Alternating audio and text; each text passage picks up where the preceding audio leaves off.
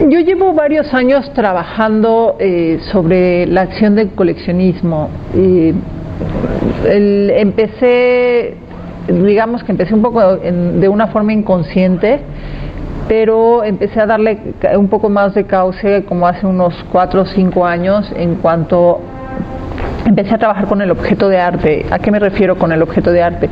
Quería yo de alguna u otra forma delimitar cuál era mi campo y reconocer cuál era mi campo de acción y cuáles eran aquellas cosas que lo determinaban. Y entre esas cosas que lo determinaban estaba la acción de coleccionar.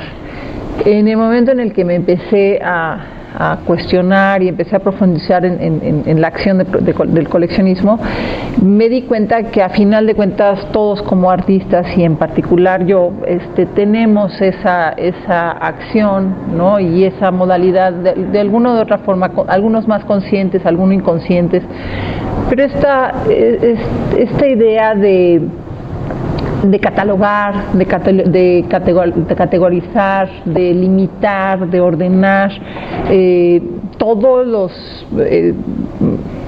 todas aquellas cosas que nos funcionan como herramientas, ¿no? Creo que estas colecciones retratan al que está detrás de cada colección. Entonces, después de un rato de de estar trabajando en el tema, me invitaron del Museo de Medicina de la UNAM, no sé si ustedes lo han visitado, que está en la Plaza de Santo Domingo. Bueno, me invitaron a hacer una intervención sobre cualquier espacio que yo quisiera de la colección. Y en ese momento me interesó aquellos objetos que no habían llegado a ser exhibidos, aquellos objetos que estaban simplemente colocados en cajas que no había, o por tiempo, o por falta de interés, o por falta de valor, pero aquellos objetos que carecían de valor, ¿no? Mientras no son denominados como parte de una colección, pues no son valiosos para nadie, ¿no? Entonces, ¿qué pasaba con esos objetos? Entonces, yo propuse ponerme a estudiar estos objetos y lo que generamos fue una especie de inventario de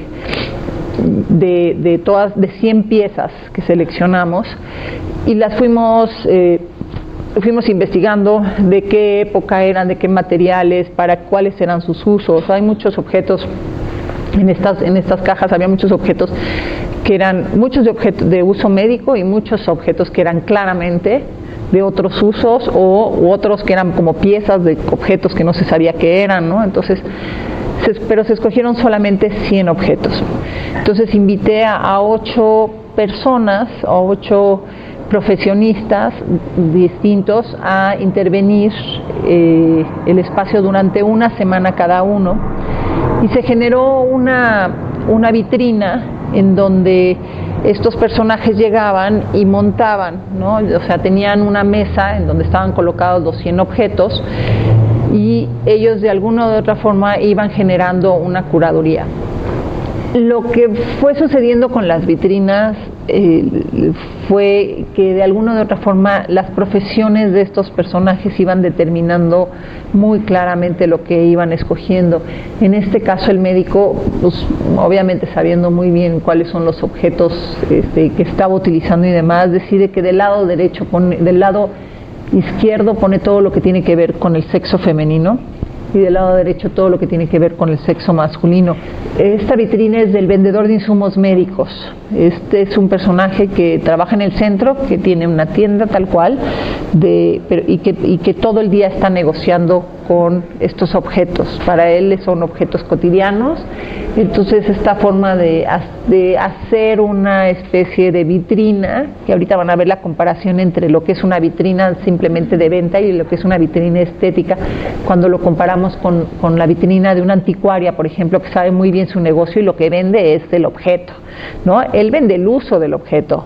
A él no le importa cómo se ve un objeto al lado del otro. Para él la funcionalidad está antes que cualquier otra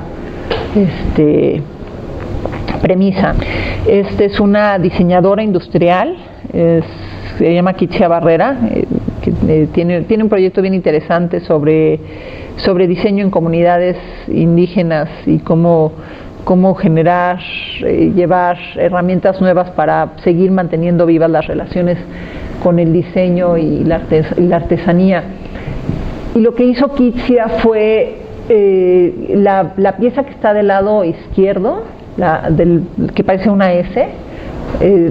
A partir de ese pretexto fue buscando esa forma en todas las subsecuentes piezas hasta que lo cerró en estas pinzas de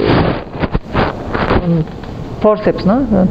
Hasta que lo cerró en los forceps. Entonces el pretexto de ir buscando, ¿no?, la curva de alguna forma en todos los objetos hasta que la localizó cerrada, ¿no?, en este último objeto. Y la mayoría de estos objetos llegan al museo en cajas cuando, ¿no?, se muere uno de estos doctores que quizás estudió en la UNAM, y entonces ¿no?, llegan y se hacen estas donaciones, muchas se limpian, hay objetos muy valiosos y hay objetos que en realidad no valen nada, ¿no? Esta vitrina es de un estudiante de arte. Y me era importante meter un estudiante de arte como de alguna forma para hacer una referencia a mí. Cuando yo empecé a hacer fotografía, uno de los lugares a donde iba, y no estaba tan bien como está ahora, era un poco más cutre, era el Museo de Medicina, y sigue habiendo, hay un cadáver, están los fetos, pues todas las botellas con órganos, en fin, siempre ha sido un lugar muy interesante para fotografiar, para ver, para visitar. Entonces me era importante esta parte también como del observador externo, que tiene algo que decir también en torno a estos objetos, ¿no?, que es un estudiante de arte.